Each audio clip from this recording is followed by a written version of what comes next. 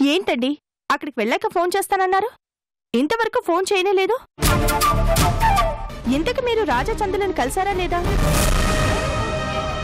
చచ్చింది వాళ్లే అయితే ఈ పాటికి వాళ్ళింట్లో చాలా పెద్ద ప్రకంపనలే వచ్చేవి శివ. లేదు భార్గవి, నేను చెప్పేది నిజం. మీ ఆవిడ అక్కడే కాలి బోర్డదైపోయింది సార్.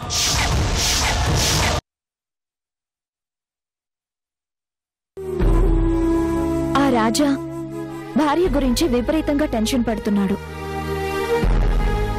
కళ్ళు మూసినా తెరిచినా చందు చందు అని ఆ అమ్మాయి పేరే కలవరిస్తున్నాడు.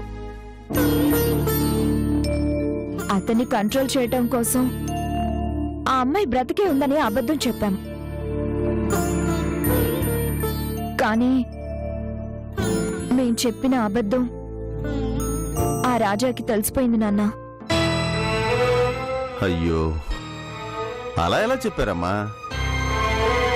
మా వార్డ్ బాయ్ పొరపాటున నోరు జారాడు నాన్న.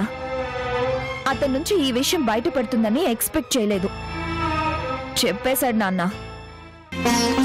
పోనీలే అమ్మా, ఎప్పటికైనా నిజం తెలియాల్సిందే కదా. ఎప్పుడో తెలియాల్సింది, ఈ రోజే తెలిసింది. అబద్ధాన్ని నమ్మి గాలిలో మేడలు కట్టే కంటే నిజం తెలుసుకొని నేల మీద నిలబడడం మంచిది. కానీ అతను తట్టుకోగలగలిగా నాన్న. ఆ రాజాకి తన భార్య అంటే చాలా ప్రేమ. తన పేరును కూడా పచ్చబొట్టు వేయించుకున్నాడు. ఆ అమ్మాయి కోసం రాత్రి పగళ్ళు ఎదురు చూశాడు. అలాంటి మనిషికి ఇలాంటి నిజం తెలిస్తే ఎలా తట్టుకోగలడు? నువ్వు చెయ్యాల్సింది నువ్వు చేసావమ్మా. డాక్టర్గా అతని ప్రాణం నిలపడం నీ ధర్మం. నీ ధర్మాన్ని నువ్వు నెరవేర్చావు. ఇంతకన్నా ఓ డాక్టర్గా ఏం చేయగలవమ్మా? ఒక డాక్టర్గా నా డ్యూటీ నేను చేసినా, ఒక మనిషిగా మాత్రం నా బాధ్యత నెరవేర్చలేదేమో అనిపిస్తుంది నాన్న. నేను చాలా మంది పేషెంట్స్ ని చూశాను, కానీ భార్యని ఇంతగా ప్రేమించే మనిషిని రాజానే చూస్తున్నాను. నీ భార్య చందు బావుంది అని చెప్పగానే అతని మొహంలో ఆనందం చూశాను. కానీ ఈరోజు ఆ చందు లేదని తెలియగానే అతని ఆనందం ఆవిరైపోయింది. అతని గుండె రగిలిపోతుంది. ఛా, ఒక డాక్టర్గా కంటే ఒక మనిషిగా ఫెయిల్ అయ్యాననిపిస్తుంది నాన్న. మరికొంతకాలం ఆ నిజాన్ని దాచాల్సింది. నిజాన్ని దాచడం ఎవరి వల్ల కాదమ్మా. నిజం ప్రవహించే నది లాంటిది. ఆనకట్ట వేసి కొంతమేరకు ఆపగలమేమో గాని ఆపే కొద్దీ దాని బలం పెరుగుతుంది. ఆ బలం పెరిగే కొద్దీ ప్రళయంలో విరుచుకుపడుతుంది.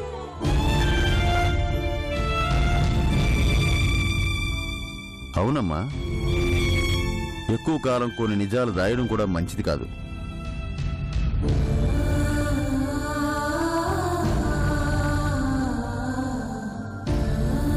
ఒకవేళ అతను తన భార్య బ్రతికే ఉందని నమ్మి ఆ నమ్మకంతోనే బ్రతికితే, తనని నువ్వు మోసం చేసిన విషయం తెలిసాక నువ్వు తప్పు చేసిన దానిగా నిలబడాల్సి వస్తుంది. ఈ వార్త అతని మనసుకు గాయం చేసినా ఆ గాయానికి మందు దేవుడు ఏదో రూపంలో ఇస్తాడమ్మా. నువ్వు దిగులు పడకమ్మా, ముందు భోంచేయి.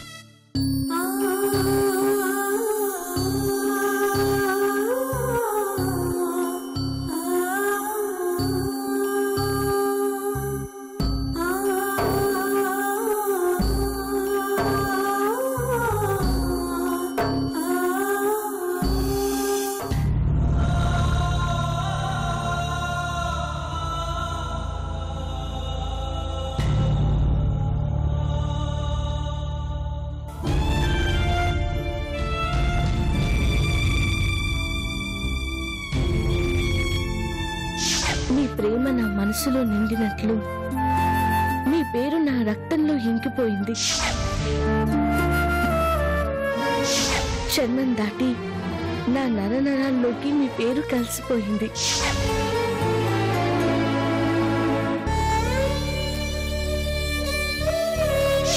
మనం కాలి బూడిదయ్యేంత వరకు ఈ పచ్చబొట్టు మనతోనే ఉండిపోతుంది కదూ? చందు,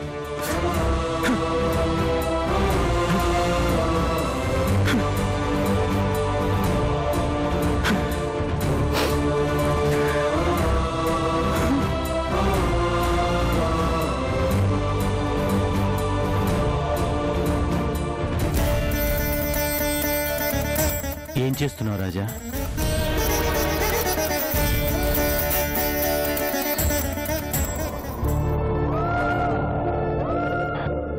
రాజా, నువ్వు ఇక్కడ ఉండొద్దు, వెళ్ళిపోదాం పద.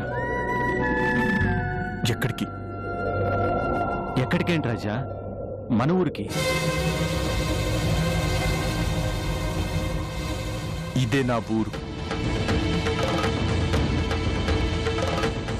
ఇది మన ఊరు కాదు రాజా, మనల్ని నాశనం చేసిన ఊరు, మన ఆశల్ని చంపేసిన ఊరు, మన సంతోషాల్ని విషాదాలుగా మార్చిన ఊరు, మన ఆనందాల్ని జ్ఞాపకాలుగా మాత్రమే మిగిల్చిన ఊరు. నువ్వు ఇక్కడ ఉండటానికి వీల్లేదు. వెళ్దాం పద. నువ్వు ఇక్కడ ఒక్క క్షణం కూడా ఉండటానికి వీల్లేదు. పద రాజా, వెళ్దాం పద. లేదంకుల్, నేను రాలేను. నేను ఇక్కడే ఉంటాను. అది కాదు రాజా. ప్లీజ్ అంకుల్, నన్ను కాసేపు ఒంటరిగా వదిలేను. రాజా, రాజా నా మాట విను, నేను చెప్తున్నా అర్థం చేసుకో. రాజా, రాజా, రాజా, నీకేమైనా పిచ్చా? నువ్వు ఇక్కడే ఉంటే నిజంగానే పిచ్చోడు అయిపోతావు. మనం వెళ్దాం పద. ఎందుకు నన్ను బలవంతం చేస్తారు? ఇక్కడ నా ప్రాణం ఉంది, నా చందు ఉంది. నా చందుని వదిలిపెట్టి నేను ఎక్కడికి రాలేను. ప్లీజ్ నన్ను ఒంటరిగా వదిలేయండి. ఇలా ఎంతకాలం ఇక్కడే ఉంటావు రాజా? అక్కడ నీ కోసం ఎదురు చూసేవాళ్ళు చాలా మంది ఉన్నారు. నీ మీద ఆధారపడిన వాళ్ళందరూ ఏమైపోవాలి? నీ బిజినెస్ లను ఏమైపోవాలి? నాశనం అయిపోనివ్వండి, నాకు అనవసరం. నాది అనుకున్న మనిషి పోయాక ఇవన్నీ నాకు అనవసరం. మరి నిన్ను నమ్ముకున్న మేమందరం ఏం కావాలి రాజా? దేవుడు చిన్న చూపు చూసి చందుని మనకు దూరం చేశాడు. మాకున్న ఒకే ఒక్క ఆశవు నువ్వు రాజా. ఇక్కడ నేను వదిలేసి ఎలా వెళ్ళాలి? నువ్వు లేకుండా మేమంతా ఎలా బ్రతకాలి? చందుకి కన్న తండ్రి నేనే చెప్తున్నాను. నువ్వు వచ్చే రాజా. చందుని బలి తీసుకునే ఈ చోటికి నువ్వు దూరంగా ఉండాలి. నా మాట విని పద వెళ్దాం. సారీ అంకుల్, నేను రాలేను.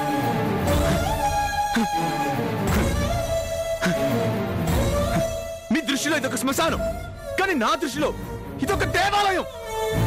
ఈ గాల్లో నా చందు శ్వాస కలిసిపోయింది. ఈ ప్రకృతిలో నా చందు సజీవంగా బ్రతుకుంది. నేను పిలిస్తే ఆ అరుపులో సమాధానం దొరుకుతుంది. అందుకే నేను ఇక్కడే ఉంటాను. ఎంతకాలం ఉంటావు? నేను బ్రతికున్నంత కాలం ఉంటాను.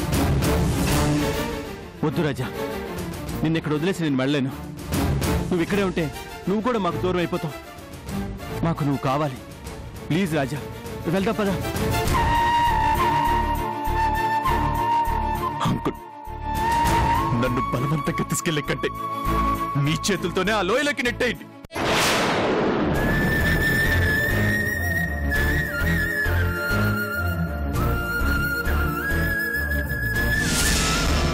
రాజా, అవును, నేను ఈ మాత్రమైనా ఉండాలి అనుకుంటే నన్ను ఇలాగే ఇక్కడే ఉండనివ్వండి. కాదు అని బలవంతం చేస్తే నేను కూడా ప్రాణాలతో బ్రతకను.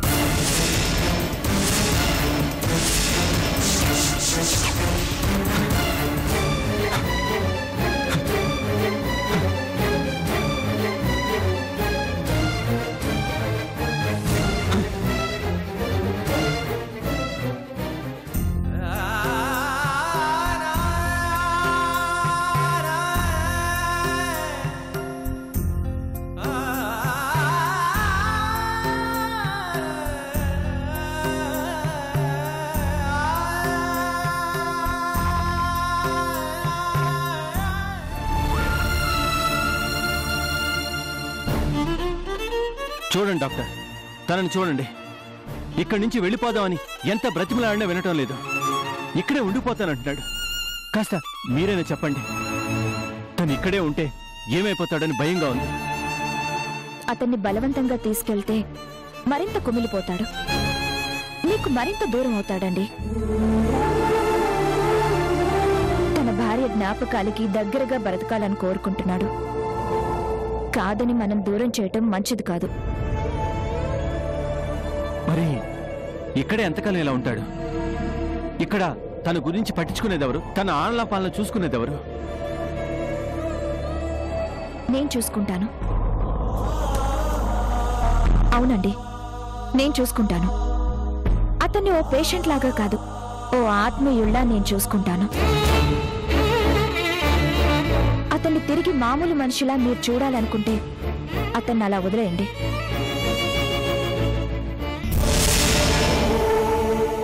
ఇది కూడా అతనికి నేను ఇచ్చే ట్రీట్మెంట్ అనుకుంటాను. అతన్ని నేను జాగ్రత్తగా చూసుకుంటాను. అతని బాధ్యత నాకు వదిలిపెట్టి మీరు ధైర్యంగా వెళ్ళండి.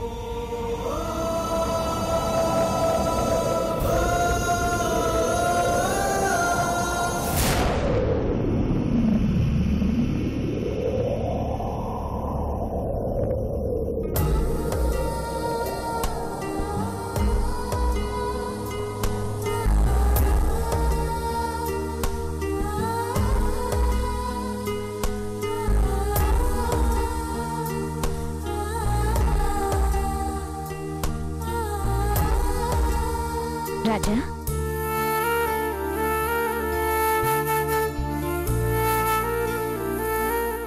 మీరు ఇక్కడే ఉండొచ్చు. మీకు ఇష్టమైనంత కాలం ఉండొచ్చు.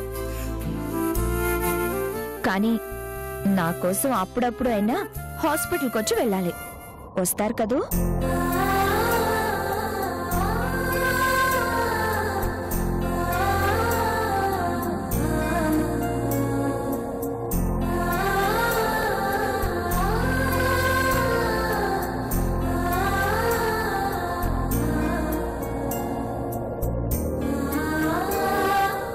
పంతులు గారు, మీరు ఆ పూజ సామాగ్రి మొత్తం ఒకరోజు ముందే పంపించండి. ఇక్కడ అన్ని ఏర్పాట్లు చేసుకుంటున్నాం. మీరు ఉదయం ఎన్ని గంటలకు వస్తారో ఆ టైం చెప్తే చాలండి. అలాగేనండి. అమ్మయ్యా, ఇప్పుడు నాకు చాలా ప్రశాంతంగా ఉంది జయంతి. రేపు చందు వచ్చేసరికి అన్ని కార్యక్రమాలు అయిపోతాయి. తను ఊరు నుంచి రావటం, ఫ్రెష్ అప్ అయి వ్రతం మొదలు పెట్టడం అంతే. ఈ ఏర్పాట్లు చూసి పెద్దమ్మా ఎంత బాగా చేశావని అనిపించుకోవాలి.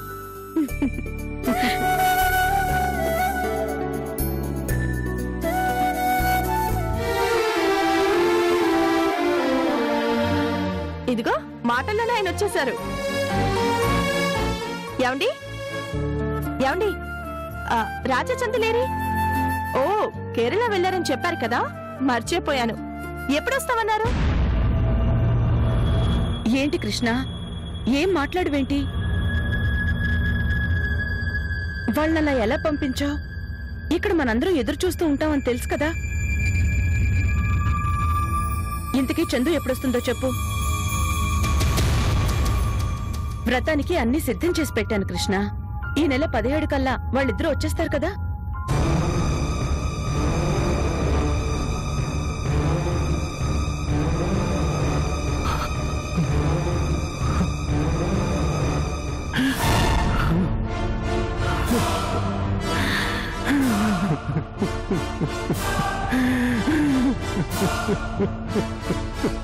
ఏమండి, ఏమైందండి? ఎందుకు ఏడుస్తున్నారు? ఏం జరిగింది కృష్ణ? మాట్లాడు కృష్ణ. అయిపోయింది వదినా. మన చందు మనకు కాకుండా పోయింది వదినా. చందు చనిపోయింది వదినా.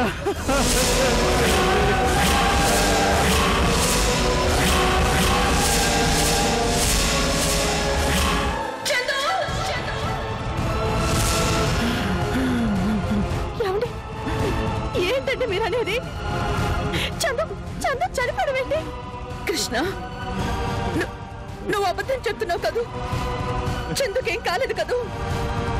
మమ్మల్ని ఏడిపించడానికి ఇలా మాట్లాడుతున్నావు కదూ. లేదు వదినా, నేను చెప్తుంది నిజం. నిజంగానే చందు యాక్సిడెంట్ లో చనిపోయింది వదినా. చందు చందు చందు చందు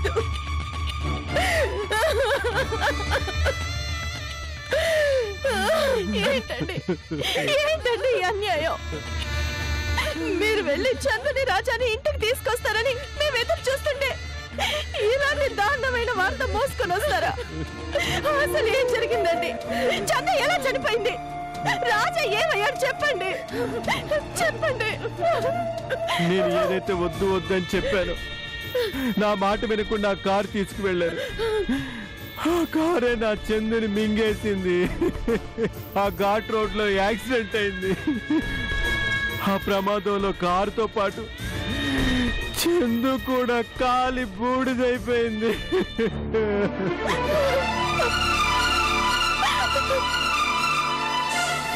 ఎంత పని చేసావు భగవంతుడా! ఏ జీవితం అనుభవించిందని దాన్ని పొట్టను పెట్టుకున్నావు. చనిపోయింది మన చందు ఒక్కరిదే కాదు వదినా. తన కడుపులో ప్రాణం పోసుకున్న మరో ప్రాణి కూడా ఉంది.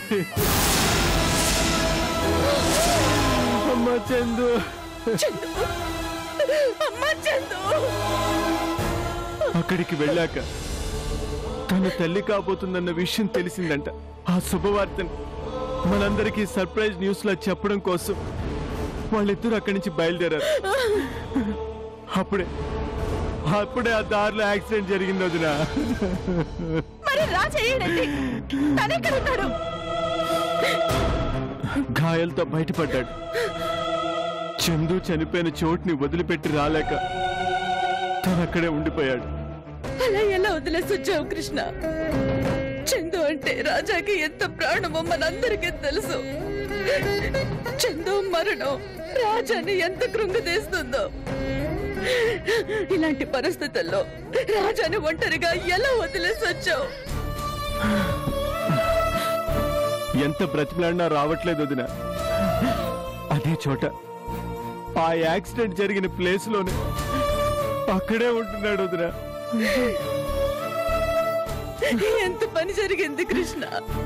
ఊరు నుంచి రాగానే వ్రతం చేసుకుంటారు పెద్దమ్మ, ఏర్పాట్లు చెయ్యమంది. చివరికి వ్రతానికి బదులు తన కర్మాంతరాలకి ఏర్పాట్లు చేసుకునే పరిస్థితి ఎదురైంది కృష్ణ.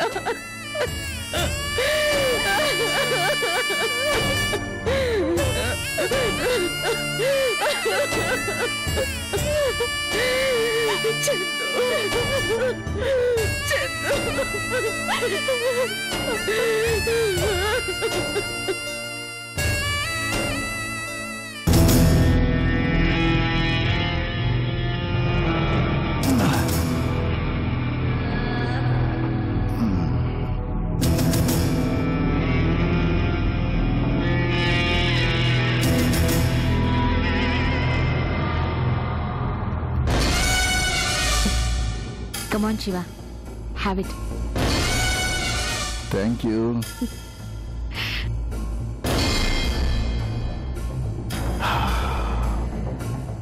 భార్గవి, ఈ మందుకు ఇంత కిక్కెందుకు వచ్చిందో తెలుసా?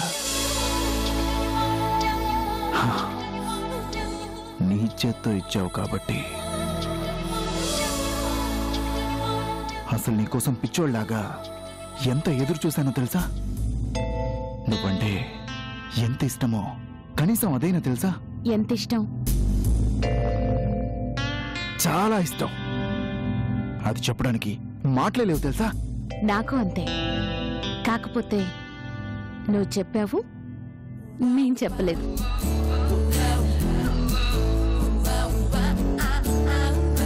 నీ చెయ్యి తాకితేనే నాకు కరెంటు షాక్ కొట్టినట్లుంది తెలుసా?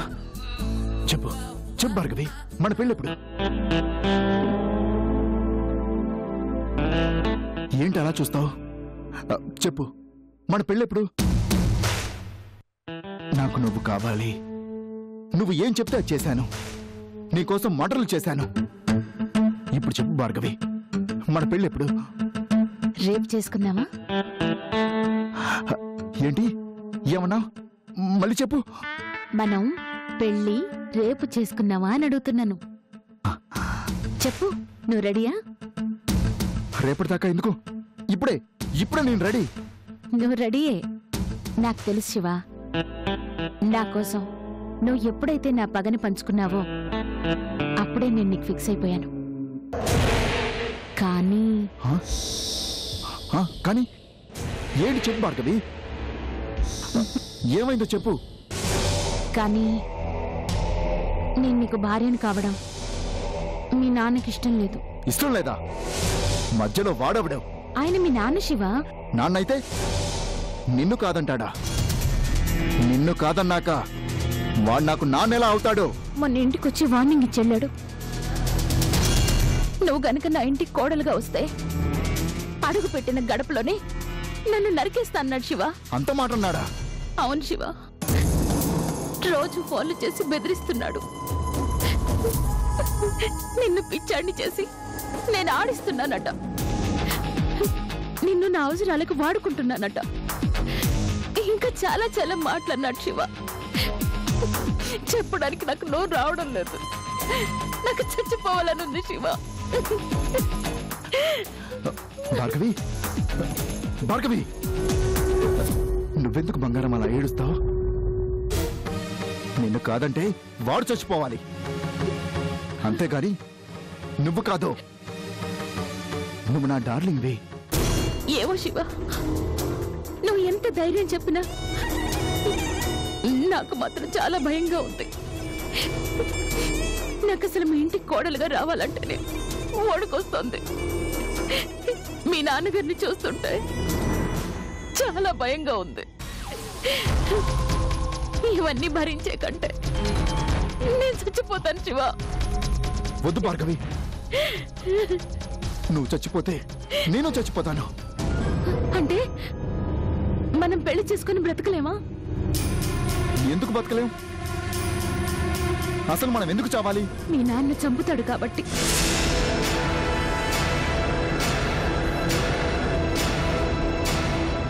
ఆన్నే చంపేస్తే శివ, నువ్వు నాకు కావాలి భార్గవి.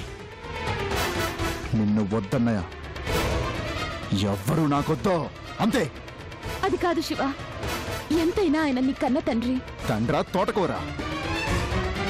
వాడు నా తండ్రి అయితే నిన్నన్ని మాట్లాంటాడా? అసలు నిన్ను కోడలుగా తెచ్చుకోవడం ఓ అదృష్టం. అది వాడికి అర్థమయ్యేలా చెప్తాను. వినకపోతే వాడంతు తేలుస్తాను. శివ ఆగు, శివ వద్దు శివ.